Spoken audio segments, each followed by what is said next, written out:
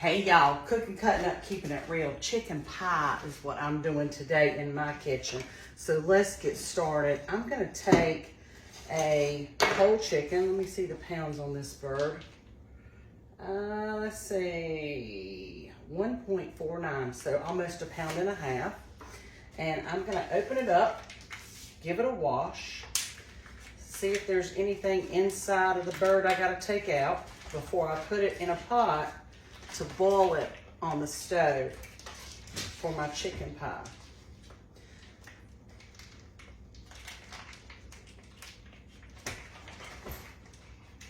You know, the thing about handling chicken, poultry, seafood, beef, you got to keep things clean so as to not cross-contaminate.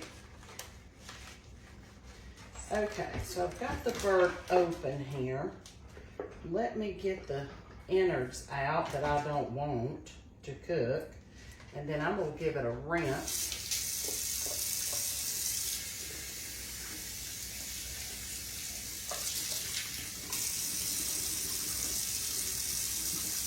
And then I'm going to put it in just like that.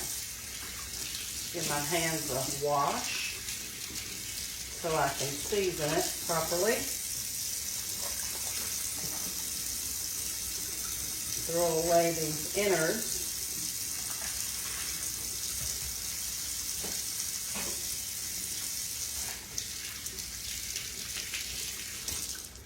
Okay.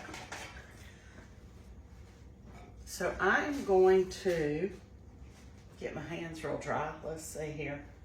And I'm going to go in with some salt and pepper.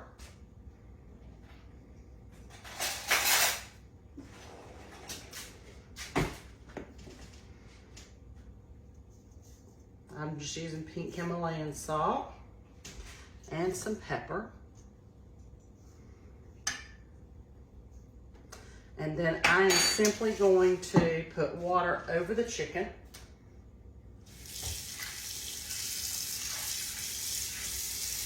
Oh, I'm splattering this. There we go.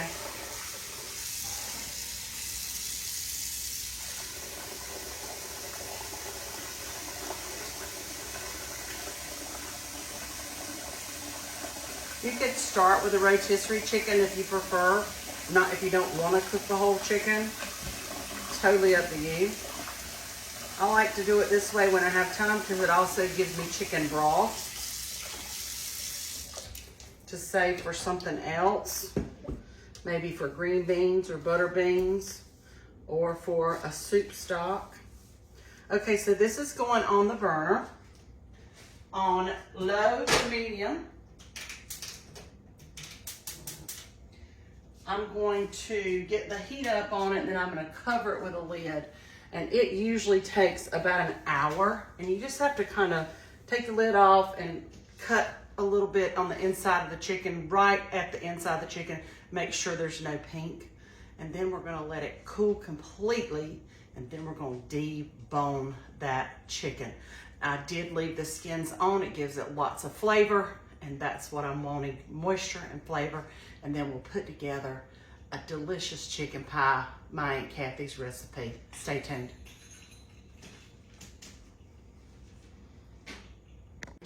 Chicken is done. Boil the whole chicken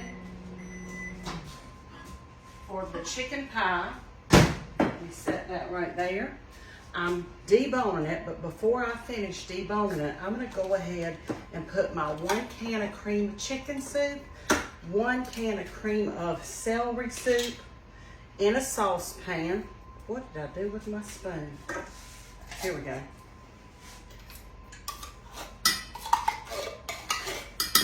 Because we want to get this on the stove top and let it cook just a little bit so it gets blended real good. We're going to cook it on low. Just heat it up, basically, is what you're going to do. Stir it.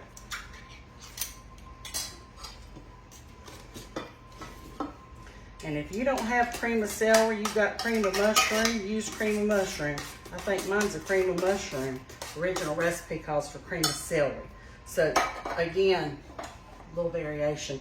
I'm going to add some poultry seasoning.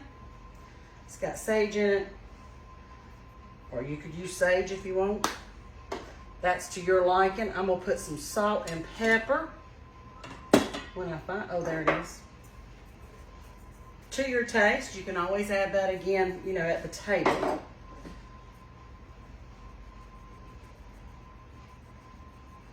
My family likes salt and pepper. Now we're gonna add 2 cups of chicken broth.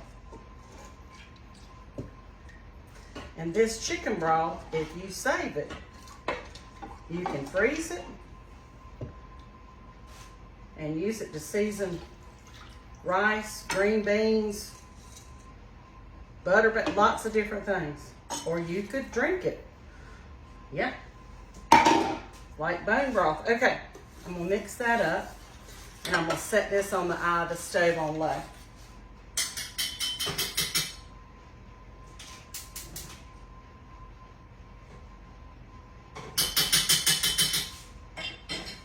Okay. Meanwhile, over here,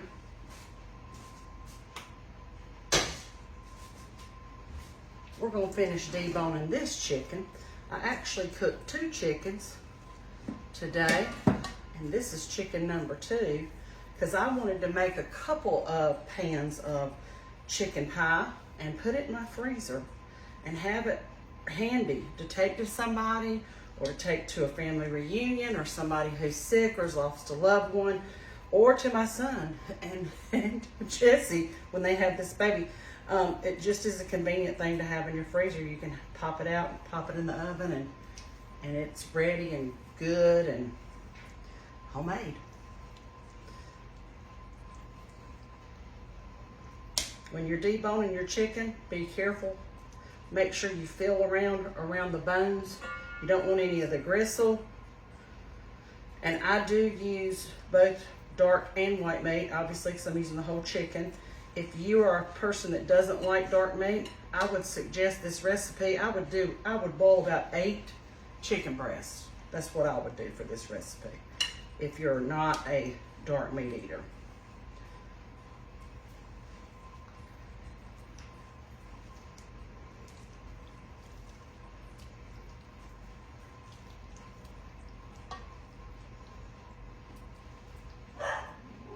And I'm picking through the fat as well.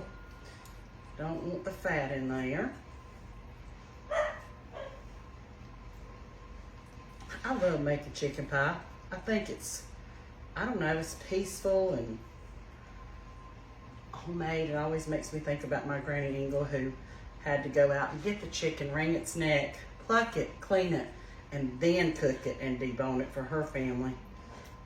Women back then, boy, I'm telling you what, people in the country, they were resourceful, let's say.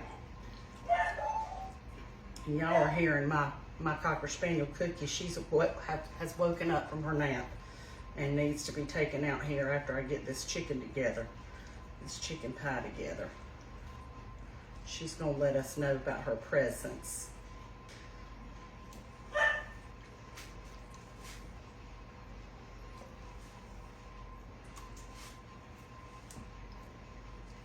This bakes on 400. If you use 400 degrees, if you use an 8 by 13 pan, you cook it for about 45 minutes until the top's golden brown. I'm gonna have to gauge mine, since I'm doing a smaller pan, like a couple of these pans. I'll have to re-gauge my time.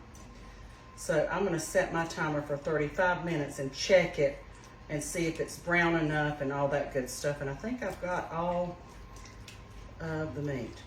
Okay, let me give my hands a wash.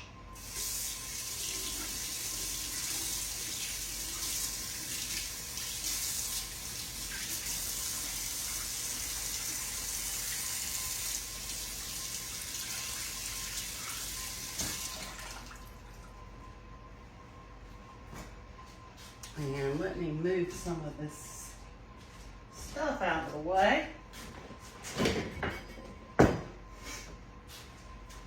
And in this bowl, and I've done 2 of these, so that's why you see this bowl's been used. What did I do with my buttermilk? Oh, here it is.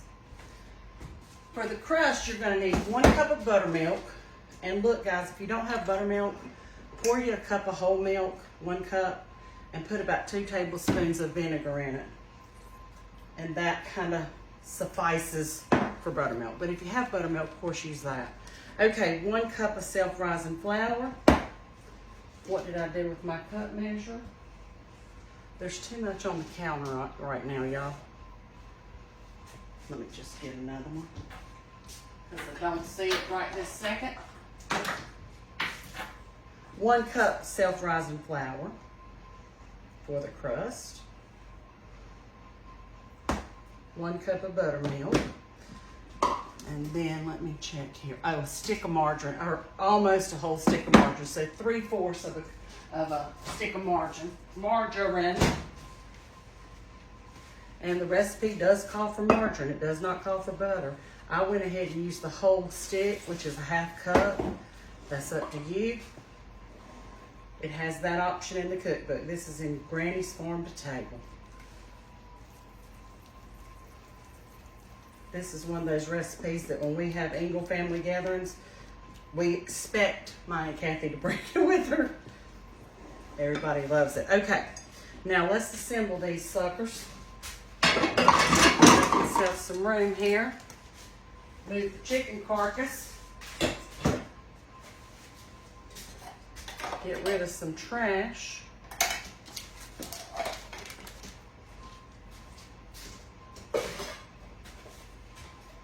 Okay, like I said, I'm making smaller ones that'll feed probably 4 to 5 people easily, instead of making the big 8x13. And the last one I made, I thought I was going to get 4 of these containers, but it actually only needed to be 3. So what we're going to do is we're going to divide our chicken into thirds. Make sure you tear it up.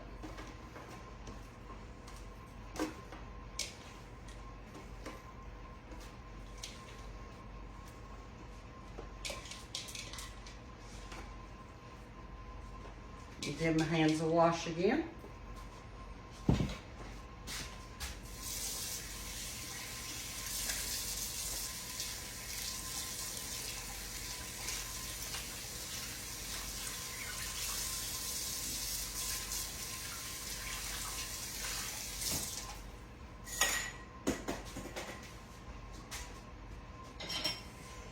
And this soup, let me give it a stir.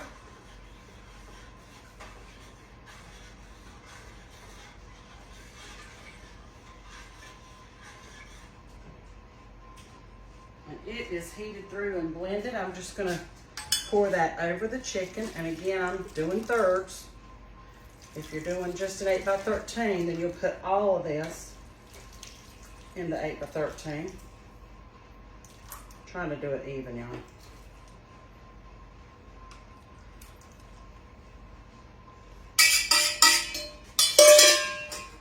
Okay. Now, let's get our crust on top.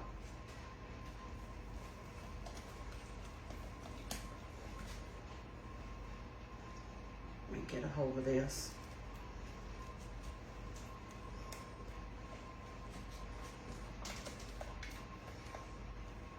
And when you cook this, this is going to get brown on top and kind of rise to the top. Delicious chicken pie. If you want to add veggies, you can. You know, a can of veggie or a can of peas or a can of carrots. That's totally up to you. I think I got a little too much over here. Let me add some over here.